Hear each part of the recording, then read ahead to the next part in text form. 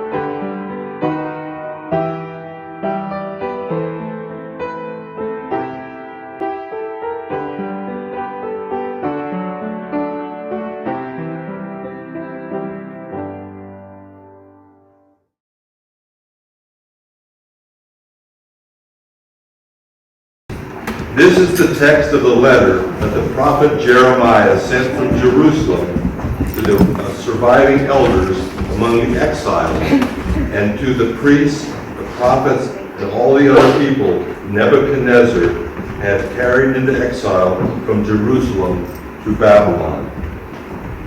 This is what the Lord Almighty, the God of Israel, says to all that I carried into exile from Jerusalem to Babylon. Build houses and settle down. Plant gardens and eat what they produce. Marry and have sons and daughters. Find wives for your sons and give your daughters in marriage, so that they too may have sons and daughters. Increase in number there, do not decrease. Also seek the peace and prosperity of the city to which I have carried you into exile.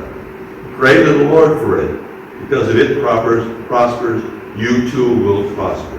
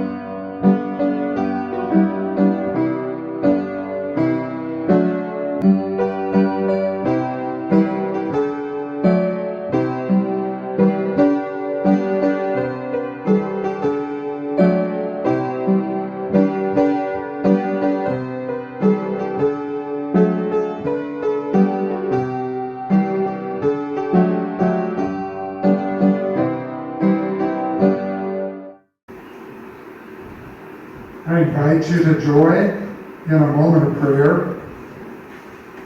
Dear Lord, may all of our thoughts and our feelings, the meditations of our minds and of our hearts, and the words of my mouth be acceptable in your sight, O Lord, our rock and our Redeemer. Amen.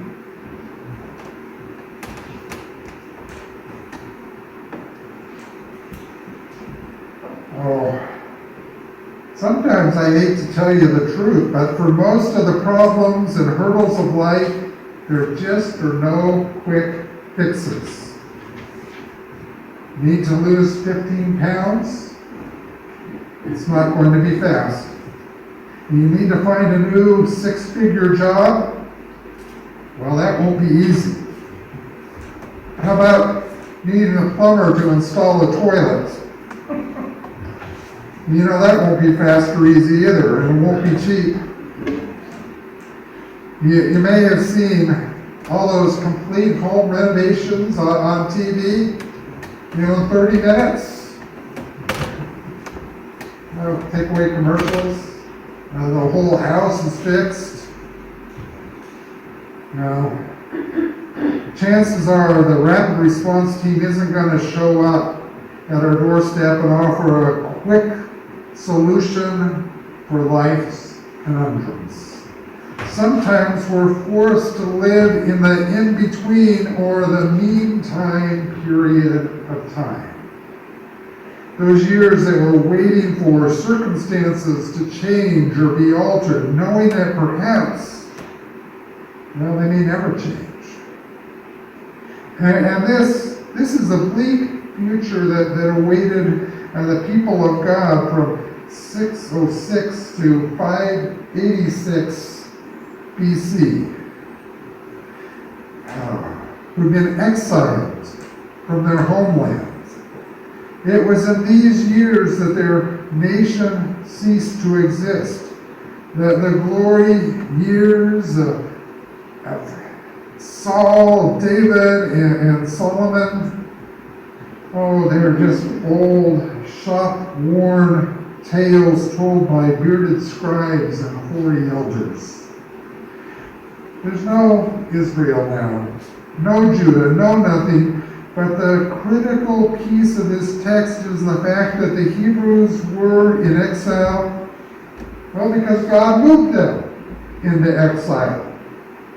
And this being the case, Jeremiah says, stay where you are.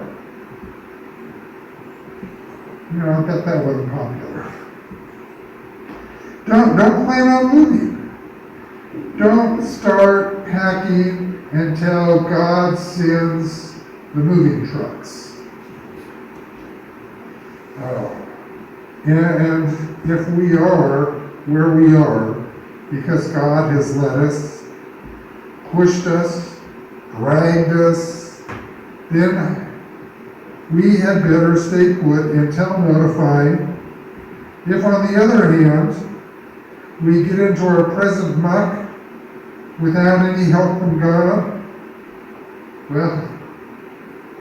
we'll certainly need God's help to unmuck what we've gotten ourselves into. God might do this when God is good and ready. That's not so encouraging. But in other words, there's no quick fix here. No Instapots, instant coffee, Instagram, instant gratification, no instant messaging. The expatriate pilgrimage of Babylon quickly learned to embrace the Mosaic wisdom of Psalm 90. For 1,000 years in your sight are like yesterday when it is past. Which was revised centuries later to read, with the Lord, one day is like 1,000 years, and 1,000 years like one day. Therefore, Jeremiah's advice to the Jewish expats, and by extension, to us, is to do two things. First, decide if we're here, wherever our here is, if it's in the will of God, and second, if so, settle into life as though we're here for life, or until God moves us on. Jeremiah's counsel is that life, the circumstances in which we find ourselves, are not always amenable to easy solutions. And it might be best to adapt to our surroundings. We're certainly not the church that was first built when all the Cornish miners lived in the neighborhood and just came in the doors. We're adapting.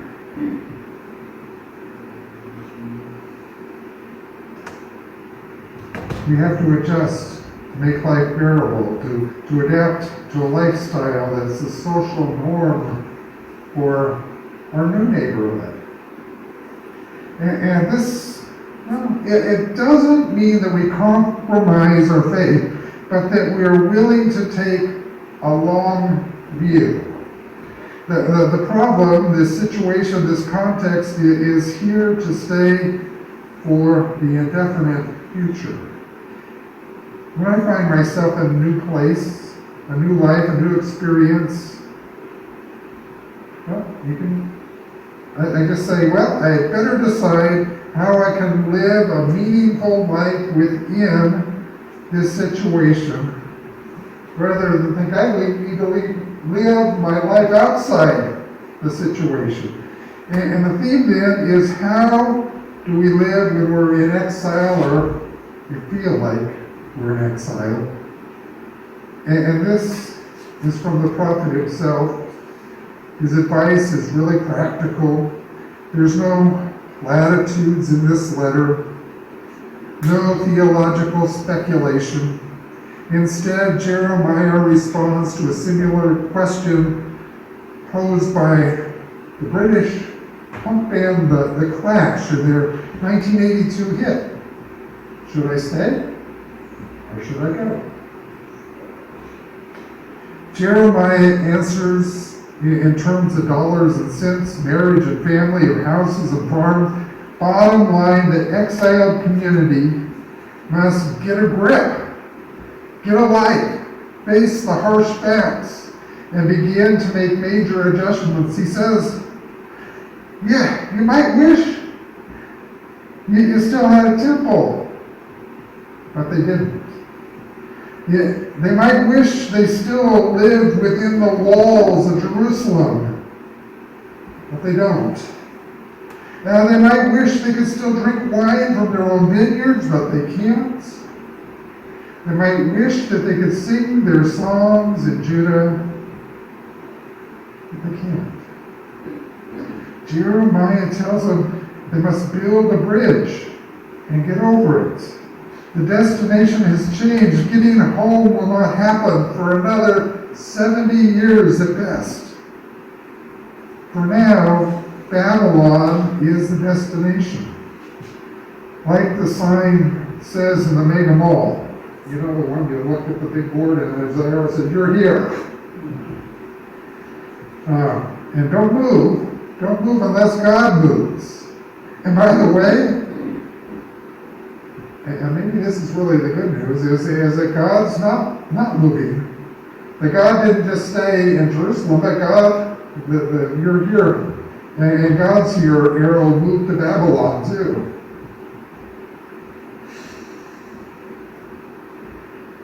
Your Jewishness is not tied to your location. You can still be a people of the book, a people of faith, a people of your religious traditions wherever you are. Imagine a journey in which God does not abandon you. Think of a journey in which you do not lose your faith or your traditions. Imagine finding God in strange and unexpected places. Think of a trip in which you live in the present and not the future, or maybe the past. Jeremiah says, in effect, If your host city prospers, you prosper. Therefore, pray for its success. Well,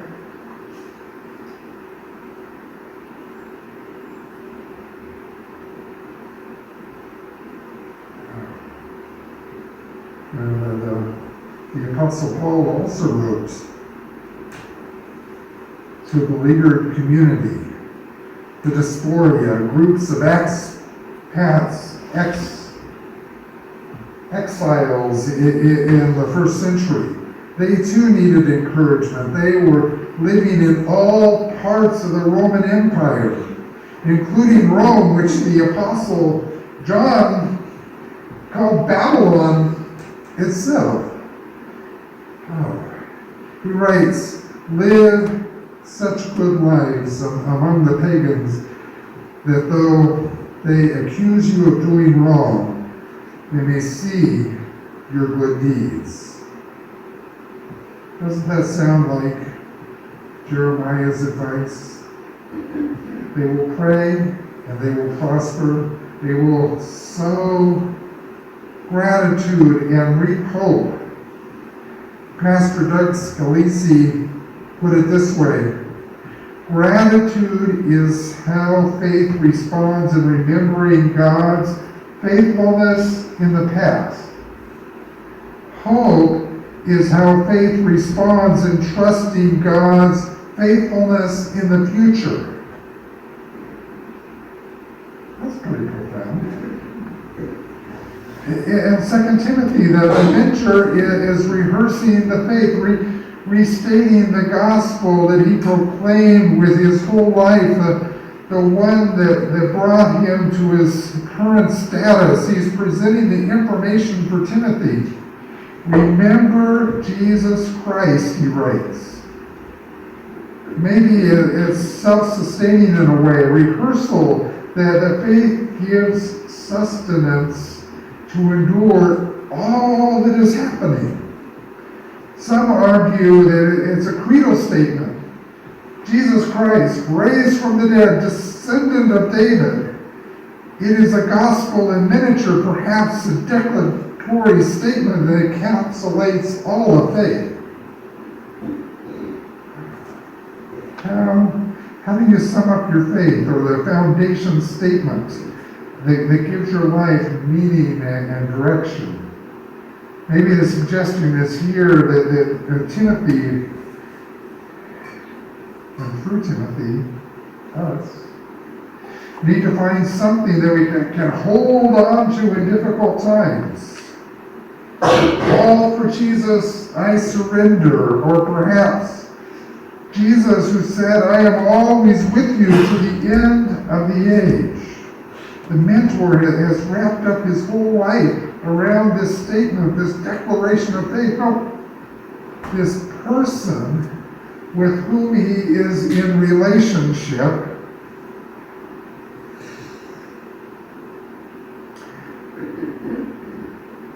And in this relationship, in this person to whom he has invested his identity and reason for living, he knows freedom, even when he is condemned as a criminal.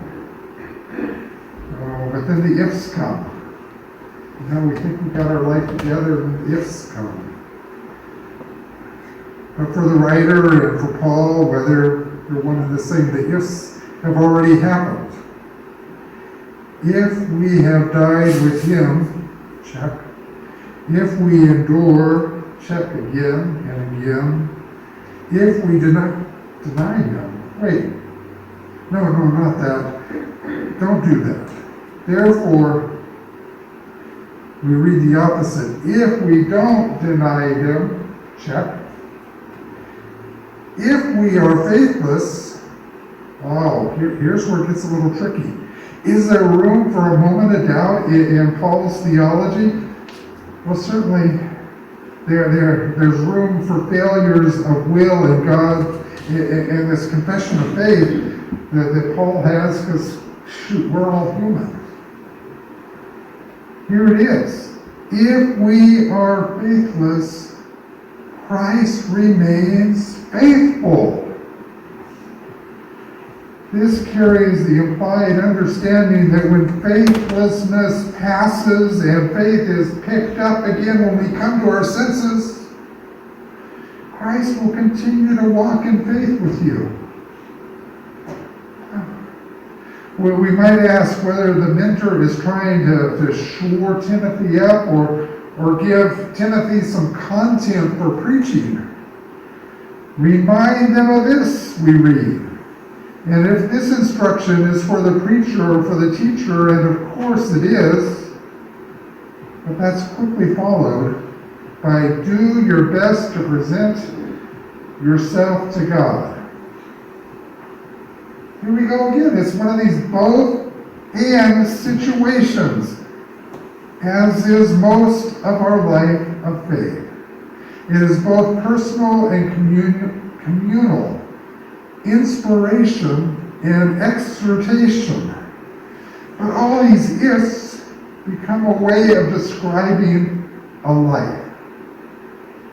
They're not conditional.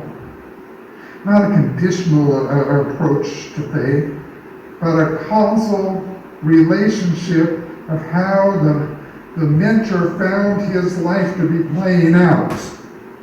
There's no waffling here. It's not, well, if you do this for me, God, then, This is what I have found, the apostles declares. Here is how my life has been borne witness to the ongoing presence of Christ, the sustaining presence of Christ, even in the midst of hardship and trials. It is also, however, points to the investment of self in the discipleship path. We're not passive spectators waiting to be rescued. Just say to heck with this broken world. Subject to the winds of fate and frailties of our commitment. No, we're called to lean in, to grab hold. We're called to be unafraid of failure, to take risk of living out the call of our faith. Yes, we're being made disciples of Jesus Christ. It is not by our power, but by the transforming work of the Spirit within us. Yet we partner with the Spirit, surrendering ourselves to that power at work within us. And then we partner with the Spirit in making disciples of others.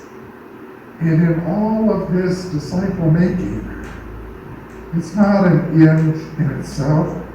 We are making disciples for the transformation of the world. Do your best, the mentor tells Timothy and us. Do your best to present yourself to God.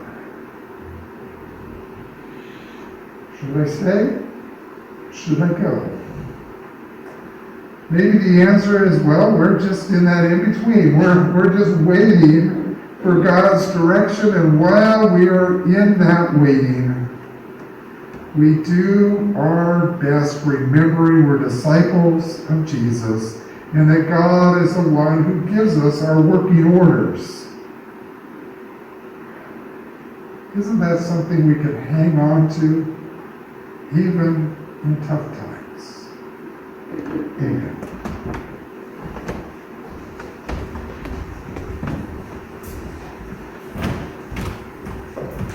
Okay, I'm not nuts. We are singing Easter People Raise Your Voices, because every Sunday is a little Easter. And I think the words really fit. So stand as you're able. It's number 304.